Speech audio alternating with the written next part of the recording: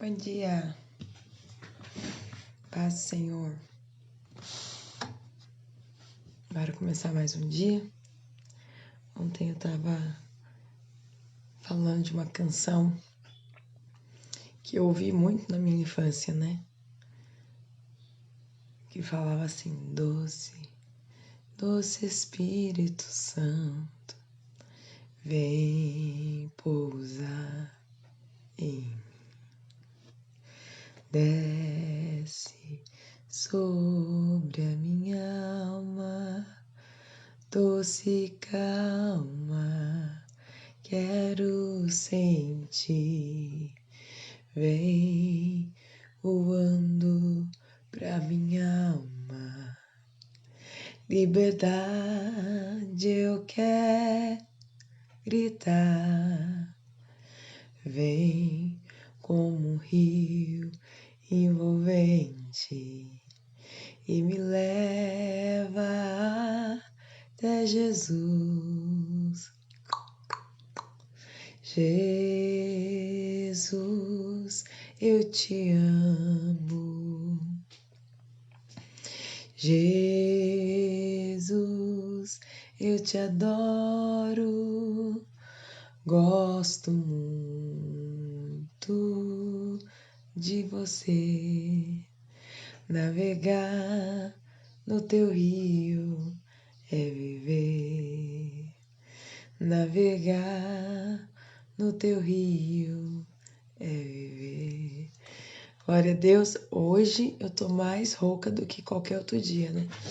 Nós tivemos vigília essa noite, aí a gente usa muita voz, aí fica rouca, engrossa a voz, amém? Paz Diana, paz Amandinha, bom dia. Vamos pegar nossa Bíblia, ler Lucas, capítulo 7. Vamos ler a palavra do Senhor. Ah, Jesus é lindo, né? Como eu te amo. Você pode dizer: Jesus, eu te amo. Jesus, eu te amo. Tu és maravilhoso. Glória a Deus. Lucas capítulo 7. O centurião de Cafarnaum. E, depois de concluir todos esses discursos, perante o povo entrou em Cafarnaum. E o servo de certo centurião, a quem muito estimava, estava doente e moribundo. E quando ouviu falar de Jesus, enviou-lhe uns anciãos dos judeus, rogando-lhe que viesse curar o seu servo. E chegando a ele junto de Jesus, rogaram-lhe muito, dizendo: é digno de que lhe concedas isto, porque ama nossa nação, e ele mesmo nos edificou a sinagoga. E foi Jesus com eles, mas, quando já estava perto da casa, enviou-lhe o centurião uns amigos, dizendo-lhe: Senhor, não te incomodes, porque não sou digno que entres debaixo do meu telhado, e por isso nem ainda me julguei digno de ir ter contigo. Dize, porém, uma palavra, e o meu criado ficará são, porque também eu sou homem sujeito à autoridade, e tenho soldados sob o meu poder, e digo a este vai, e ele vai, e a outro vem, e ele vem, e ao meu servo faz isto, e ele o faz. E ouvindo isto, Jesus maravilhou-se dele, e voltando-se disse à multidão que o seguia: digo-vos que nem ainda em Israel tenho achado tanta fé. E voltando para casa, os que foram enviados acharam são o servo enfermo. Que lindo, né? Que lindo. Quando a pessoa fala: não, só uma palavra sua, não preciso mais nada. Que nós possamos nos abaixar e sempre dizer isso, Senhor, sua palavra. Se o Senhor disser sim, sim, se o Senhor dizer não, não, só a sua palavra me basta. Vamos continuar? Lucas capítulo 7, versículo 11. O filho da viúva de Naim. E aconteceu pouco depois, e ele a cidade chamada Naim, e com ele iam muitos dos seus discípulos e uma grande multidão. E quando chegou perto da porta da cidade, eis que levavam um defunto, filho único de sua mãe, que era viúva, e com ela ia uma grande multidão da cidade. E, vendo-a, o Senhor moveu-se de íntima compaixão por ela, e disse-lhe: não chores. E chegando-se, tocou o esquife, e os que o levavam pararam. E disse: Mancebo, a ti te digo, levanta-te. E o defunto assentou-se e começou a falar, e entregou-o à sua mãe. E de todas se apoderou o temor, e glorificavam a Deus, dizendo: Um grande profeta se levantou entre nós, e Deus visitou o seu povo, e correu dele esta fama por toda a Judéia e por toda a terra circunvizinha. Últimos dias eu ouvi alguém pregando que dizia que Jesus não resiste a uma viúva chorando e um coração quebrantado, né? Que nós possamos ter quebrantamento. Vamos continuar? Lucas capítulo 7, versículo 18. João envia 2 discípulos seus a Jesus. E os discípulos de João anunciaram-lhe todas estas coisas, e João, chamando 2 dos seus discípulos, enviou-os a Jesus, dizendo: És tu aquele que havia de vir, ou esperamos outro? E quando aqueles homens chegaram junto dele, disseram: João Batista enviou-nos a perguntar-te: És tu aquele que havia de vir, ou esperamos outro? E, na mesma hora, curou muitos de enfermidades e males e espíritos maus, e deu vista a muitos cegos. Respondendo então Jesus, disse-lhes: Ide anunciar a João o que tendes visto e ouvido. Os cegos veem, os coxos andam, os leprosos são purificados, os surdos ouvem, os mortos ressuscitam, e aos pobres anuncia-se o Evangelho. E bem-aventurado aquele em que mim se não escandalizar, né? Não se ofender. E tendo se retirado, os mensageiros de João começou a dizer à multidão acerca de João: Que saíste a ver no deserto? Uma cana abalada pelo vento? Mas que saíste a ver? Um homem trajado de vestidos delicados? Eis que os que andam com preciosos vestidos e em delícias estão nos passos reais. Mas que saíste a ver? Um profeta? Sim, vos digo, e muito mais do que profeta. Este é aquele de quem está escrito: Eis que envio o meu servo, o meu anjo, diante da tua face, o qual preparará diante de ti o teu caminho. E eu vos digo que entre os nascidos de mulheres não há maior profeta do que João Batista, mas o menor no reino de Deus é maior do que ele.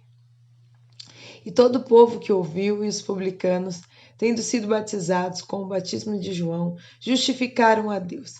Mas os fariseus e os doutores da lei rejeitaram o conselho de Deus contra si mesmos, não tendo sido batizado por ele. E disse o Senhor: A quem, pois, compararei os homens dessa geração?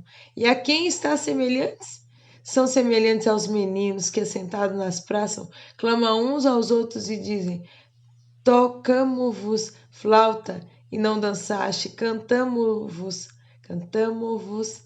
lamentações e não choraste, porque veio João Batista que não comia pão nem bebia vinho e dizeis: tem demônio. Veio o Filho do Homem que come e bebe, dizeis: eis aí um homem comilão e bebedor de vinho, amigo dos publicanos e dos pecadores, mas a sabedoria é justificada por todos os seus filhos. Glória a Deus. Bom dia, Carmen. Deus abençoe, Dri. Bom, essa parte ela vai falar de João. João está preso e começa algumas dúvidas no coração de João e Jesus as esclarece dizendo que João era um profeta e que o que ele está fazendo realmente só o Messias poderia fazer, né? E aqui ele vai dizer que nenhum nascido de mulher até aquele momento era maior do que João Batista, porque ainda no ventre ele foi cheio do Espírito Santo, né? Mas ele vai dizer, mas qualquer menor no reino de Deus é maior do que ele, porque ainda viria um derramamento maior, né? Mas vamos continuar, vamos finalizar. Lucas capítulo 7, versículo 36. A pecadora que ungiu os pés de Jesus. E rogou-lhe um dos fariseus que comesse com ele, e, entrando em casa do fariseu, assentou-se à mesa. E eis que uma mulher da cidade, uma pecadora, sabendo que ele estava à mesa em casa do fariseu, levou um vaso de alabastro com unguento. E, estando por detrás aos seus pés, chorando, começou a regar-lhe os pés com lágrimas, enxugava-lhes com os cabelos da sua cabeça e beijava-lhe os pés e ungia-lhes com unguento.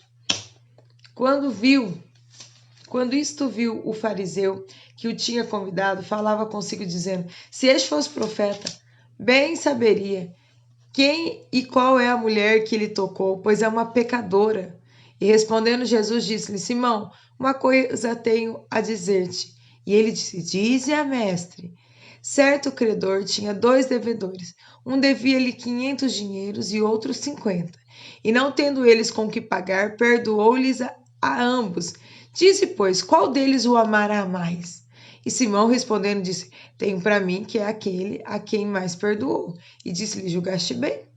E voltando-se para a mulher, e ele lhe disse: julgaste bem. E voltando-se para a mulher, disse a Simão: vês tu esta mulher? Entrei em tua casa e não me deste água para os pés, mas esta regou-me os pés com lágrimas e me enxugou com seus cabelos. Não me deste ósculo, mas essa desde que entrou não tem cessado de me beijar os pés. Não me ungiste a cabeça com óleo, mas essa ungiu-me os pés com unguento.